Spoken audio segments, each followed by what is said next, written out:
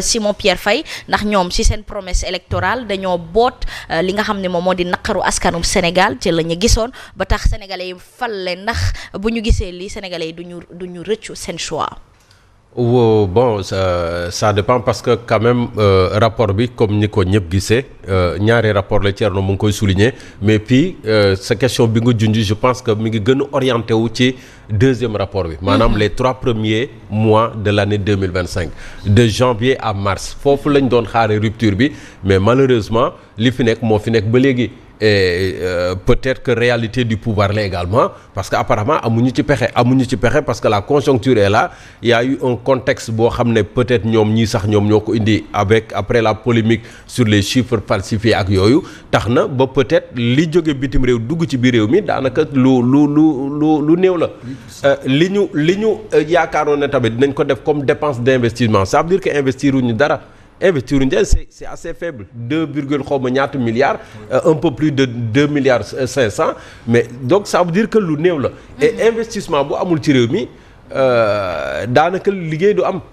ndax secteur yu bëri instant bi dañoo taxaw et li koy firndeel également mooy la dette peut-être que dinañ ci gën a yegg bu ñu gën a gëstu rapport bi mais la dette intérieure li ñu ameel secteur BTP bi par exemple dafa bëri au moment où chantier yu bëri arrêté na donc le contexte n'est pas trop favorable en tout cas pour ce qui est du secteur du BTP xam naa ñoom après dinañ ci réagir dinañ ci wax parce que lii quand même xaw na doy waar mais l'un dans l'autre man j'aurais aimé une rupture d'une autre façon c'est-à-dire que rapport yi dañ ko doon xaar lu yàgg dafa waroon a génn lu yàgg notamment le dernier trimestre de 2024 dafa waroon a génn bu yàgg mais comme situation bi am na ba ministère des finances et du budget ne ay la yëwén mbir am na nangu nañ ne rapport yi yeex na mais lii moo waral yeexaayu rapport bi parce que dañu doon approfondir exercice d'identification identifier la nature et les dépenses notamment extra-budgétaires ak yeneen à la suite du fameux rapport de la Cour des comptes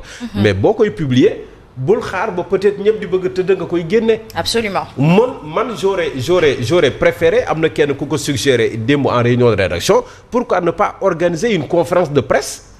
Répondre par la même occasion à peut-être certaines interrogations de la population peut-être dina leen mën a may sax ñoom ñu anticiper un peu sur la communication ba xëy na ñu mën a gindi askan wi parce que loolu tamit ci exercice de transparence la bokk parce que tey suba ak ginnaaw suba yëpp rapport bi la ñuy exploiter parce que y a des choses yoo xam ne après une première lecture mënoo cee sukkandiku donc il faut nga gën a xóotal donc man j'aurais aimé que cette restitution soit un peu publique nga xam ne ku ci nekk da ciy jot d'autant plus qu'au Sénégal ñu bëri ci rajo yeeg télé yi la ñu yaakaar pour xam li nekk ci rapport bi. Absolument. Alors que ñoom amoon nañu peut-être possibilité vraiment wax directement ak askan wi nit ñi xam. mi ngoog Younoussa Baldé ndax lii la ñuy mën a woowee télé fépp bi Thierno Diop di faral di wax ndax ñoom nee nañu rationalisation du train de vie de l'État gisuñu ko administration bu demee ba lekk koppar gi nekk ci Sénégal gi yépp ci seen ay charge bopp loolu mi ngi bëgg doy waar. waaw mais Asma lii daanaka man de lu bëri bettuma ci kii bi ci rapport bi. parce que boo xoolee ñoom bu ñu ñëwee rek lan la ñu njëkk a wax serrer la ceinture. Absolument. du kan moo ko wax c'est pas le président de la République même et le premier ministre même le président de l'Assemblée nationale ñoom ñëpp wax nañu serrer la ceinture donc on continue à serrer la ceinture ce sera la souffrance pour les Sénégalais et cette souffrance elle se voit actuellement au moment où nous parlons il y a même pas de sucre dans beaucoup de quartiers. non ministre bi nee na y a du sucre. non mais xam nga ministre bi lu muy wax ak lu am sur le terrain ñun dañ koy dund sur le terrain Asma on le vit sur le terrain demal ci banlieue bi y a beaucoup ba da ngay dugg ci boutique yu bëri doo am suukar wala bak boo amee ñu jaay la ko ci prix du cher de 150 à 175.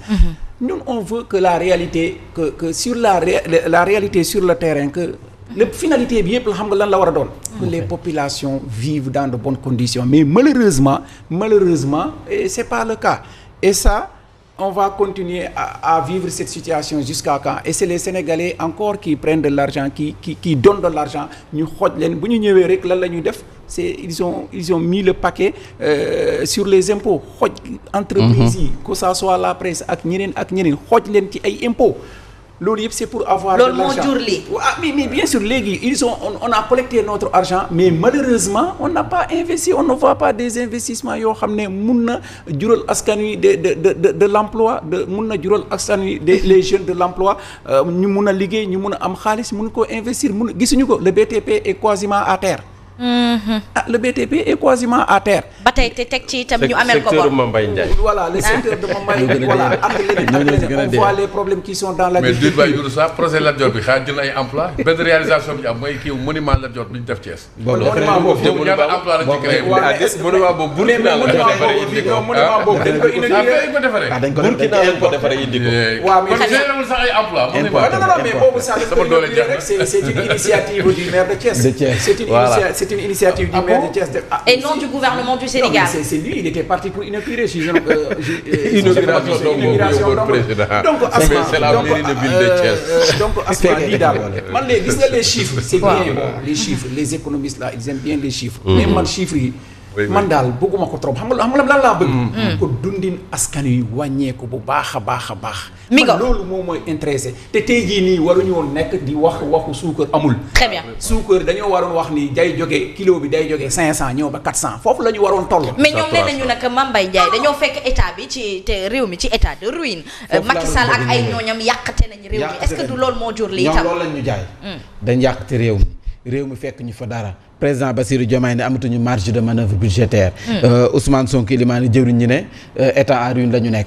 4e sous-sol daanaka ku fa nekk ci ak ndóol moom 4e sous-sol daanaka fekkoo fi dara. ay bari nga fi ba pare war a toggee matt mu tooy. ba pare war a toggee matt mu tooy waa léegi. ndaw doy waar ñoom li ñu joxoon comme solution bu njëkk moo di nañu serrer. la ceinture.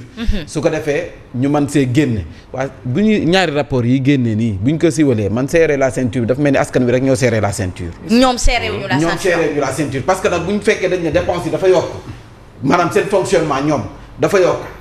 xaalis bi nga xam ne ñoom la ñu dugal ci ñoom ngir ñu doxal est-ce que am na en retour benn impact bu mu def ci askan wi ndax boo xoolee. rongo ñu baadoo la mooy sim cere seeni salaire lay nekk gis nga nit ki bañu ñu génne juuti.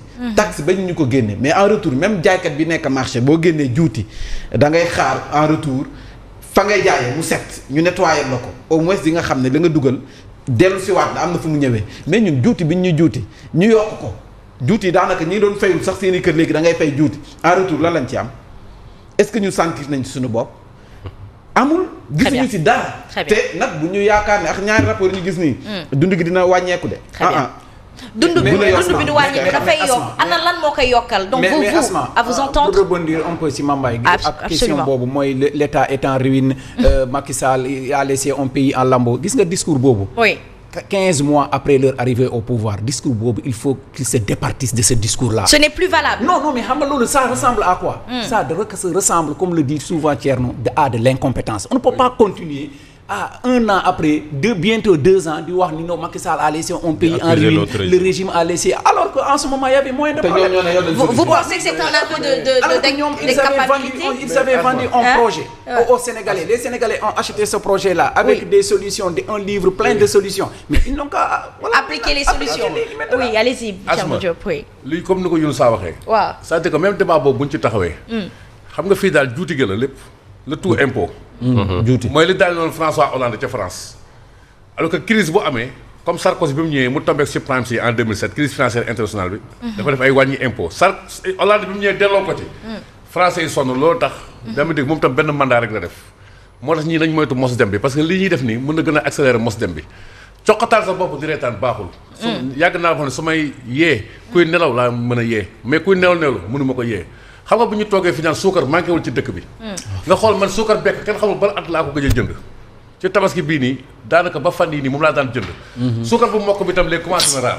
gisatoo ko sax fan gën na yokkal foofu ñaari bekk yi mooy juróom. voilà ñaari bekk mooy juróom suukar bekk bi. voilà ñaari bekk mooy juróom. ñaar mooy juróom. mais ma ñëw. ci situation ci circonstances yooyu ci le président de la République ñoom defaat ay faveur compagnie sucrière. alors que compagnie sucrière faveur yi neen la. waaw.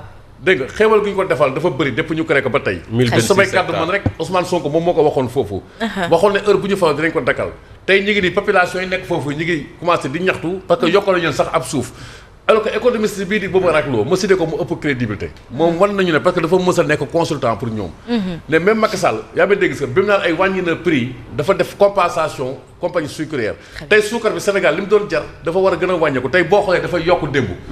suukar bu mokk bi am na juróom buñ ci tegaat.